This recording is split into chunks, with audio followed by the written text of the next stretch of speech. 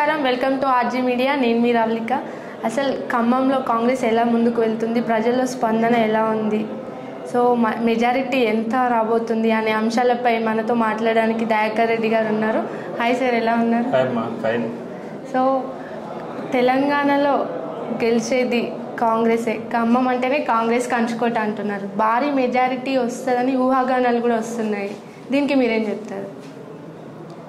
ఖమ్మం అంటే కాంగ్రెస్కి అడ్డా అనేది తెలంగాణ సమాజాన్ని మొత్తానికి తెలుసు. గత జూలై 2వ తారీఖు నాడు మా ప్రీతం నాయకులు పొంగులేటి శ్రీనివాస్ రెడ్డి గారు రాహుల్ గాంధీ గారి సమక్షంలో లక్షలాది మందితో ఒక పెద్ద బహిరంగ సభ పెట్టి వేలాది మంది అంచులతో జాయిన్ కావడం జరిగింది. ఆ రోజు నుంచి కాంగ్రెస్ పార్టీ ఖమ్మం జిల్లాలో ఒక ప్రభంజనమైందనమాట. దాని ఫలితాలే మొన్న జరిగినటువంటి ఎన్నికల్లో శ్రీనివాస్ రెడ్డి గారు ఏదైతే ఖమ్మం ఉమ్మడి జిల్లాలో ఒక్క శాసనసభ్యుని కూడా టీఆర్ఎస్ తరఫున శాసనసభలో అడుగుపెట్టిన ప్రతిజ్ఞ చేశారో దాన్ని మేము నెరవేర్చుకోవడం జరిగింది. దాంట్లో భాగంగానే 4 నెలల గ్యాప్లోనే పార్లమెంట్ ఎన్నికలు కూడా వచ్చాయి. గత శాసనసభలో కూడా ఖమ్మం జిల్లా నుంచి కాంగ్రెస్ పార్టీ అభ్యర్థులందరూ కూడా వేల మెజార్టీతో ఒక్కొక్కళ్ళు 40,000, 50,000 మెజార్టీని గెలుపొందారు. ఆ ఫలితాలే ఖచ్చితంగా ఖమ్మం లోక్సభ మీద కూడా వస్తాయి. నాకు తెలిసి తెలంగాణలోనే హైయెస్ట్ మెజార్టీ వచ్చే సీటు కూడా ఖమ్మం అవుతుందని మా నమ్మకం. సో రోజు ప్రచారం వెళ్తున్నారు, ఇంకా టైం కూడా చాలా తక్కువగా ఉంది. సో ఎట్లుంది ప్రజల నుంచి స్పందన? ప్రజల నుంచి స్పందన అనూహ్యంగా ఉందమ్మా. రేవంత్ రెడ్డి గారి నాయకత్వంలో, అలాగే ఖమ్మం జిల్లాలో ఫైనాన్స్ మినిస్టర్ భట్టి గారు, అలాగే రెవెన్యూ మినిస్టర్ పొంగులేటి గారు, అగ్రికల్చర్ మినిస్టర్ తుమ్మల గారి నేతృత్వంలో ఖమ్మం జిల్లాలో కాంగ్రెస్ పార్టీ చాలా బలంగా ఉంది. ఈ 4 నెలల కాలంలోనే చాలా అభివృద్ధి కార్యక్రమాలు ఖమ్మం జిల్లాలో చేపట్టడం జరిగింది.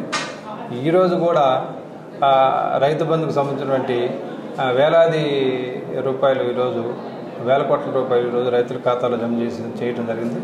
రైతులు చాలా ఆనందంగా ఉన్నారన్నమాట.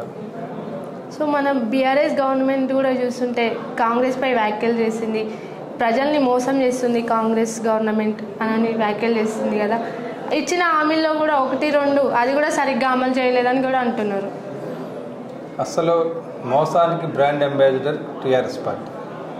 ఎందుకంటే 9 సంవత్సరాల క్రితం ప్రవేశపెట్టినటువంటి డబుల్ బెడ్రూమ్ ఇళ్ళని 5% సక్సెస్ రేటు కూడా లేదు ఎక్కడ తెలంగాణలో. అదొక్కటే మచ్చుతనక టీఆర్ఎస్కి చిత్తశుద్ధి లేదు అంటానికి. అలాగే దళిత బంధు ప్రవేశపెట్టింది. కేవలం కొన్ని వేలాది గ్రామాలుంటే 10ల సంఖ్యలోనే దాన్ని చేపట్టడం జరిగింది. అలాగనే ఏదైనా లిమిటెడ్ సర్కిల్లోనే ఇవ్వటం జరిగిందనమాట. ఈ రకంగా ప్రజల్ని చాలా మోసం చేసింది. ఈ పథకాలని సెంటిమెంట్ని అడ్డం పెట్టుకొని ప్రజలను మోసం చేసిన పార్టీ ఏదైనా ఉందంటే అంటే బీఆర్ఎస్ పార్టీ. ఎలాంటి హామీలతో ముందుకెళ్తున్నారు? కాంగ్రెస్ పార్టీ ఆల్రెడీ రాష్ట్రంలో 6 హామీలు ఇచ్చింది. దాంట్లో దిగ్విజయంగా కోట్లాది టికెట్స్, ఫ్రీ టికెట్స్ మహిళలు ఆర్టీసీ బస్సులో ప్రయాణించారు. సంతోషంగా గమ్యాలు చేరుకుంటున్నారు. అలాగే గ్యాస్ సిలిండర్ 500 రూపీస్ కూడా ప్రవేశపెట్టి రాయితీలు ఇవ్వడం జరుగుతుంది. ఇలాగ మహిళల తరపున చిత్తశుద్ధితో రేవంత్ రెడ్డి గారు పనిచేస్తున్నారు. ఇంకా రాబోయే రోజుల్లో 2 లక్షల రుణమాఫీ ఆగస్టు 15 లోపల 600 ఇచ్చి తీరుతా అని చెప్పారు. ఖచ్చితంగా ఇచ్చే అవకాశం ఉంది, ఖచ్చితంగా ఇస్తారు కూడా. అది ఖమ్మం వరకే కాంగ్రెస్ మెజారిటీ వస్తుంది అంటారు, బట్ కేంద్రంలో చూసుకుంటే బీజేపీ హవానే నడుస్తుంది. సో ఓవరాల్ తెలంగాణలో కూడా గట్టి పోటీ ఇచ్చి బీజేపీ వస్తుంది అని అంటున్నారు. కానీ అందరూ అనుకున్న భిన్నంగా గత లోక్సభ ఎన్నికల్లో 2 ఫేసెస్ అయినాయి. పాత్రికేయులు కానీ విశ్లేషకుల అంచనాల ప్రకారం కాంగ్రెస్ పార్టీ అనూహ్యంగా పుంజుకుంది. ఆ 2 లోక్సభ 2 ఫేసుల్లో కూడా. రానున్న 4-5 ఫేసుల్లో కూడా ఖచ్చితంగా మంచి ఫలితాలు వస్తాయి. కాంగ్రెస్ గవర్నమెంటే ఫామ్ చేసే ఛాన్సెస్ అధికంగా కనబడుతున్నాయి. ఎన్ని సీట్స్ వస్తాయి అనుకుంటున్నారు?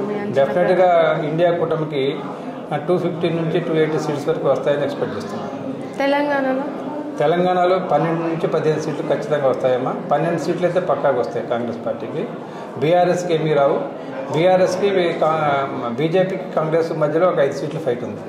ఇక్కడ మీకు బలంగా పోటీనిచ్చే అభ్యర్థి ఈ జిల్లాలో మాత్రం బీఆర్ఎస్ఏ ప్రధాన ప్రత్యర్థి. బీజేపీ నామమాత్రంగా ఉంటుంది ఖమ్మం జిల్లాలో. Okay, thank you sir. Thank you.